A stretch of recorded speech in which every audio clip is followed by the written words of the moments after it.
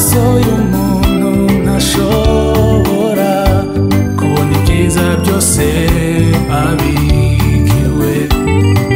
We kwiringira ubuhanga bwawe, uhora umwemera mu nzira zawe zose.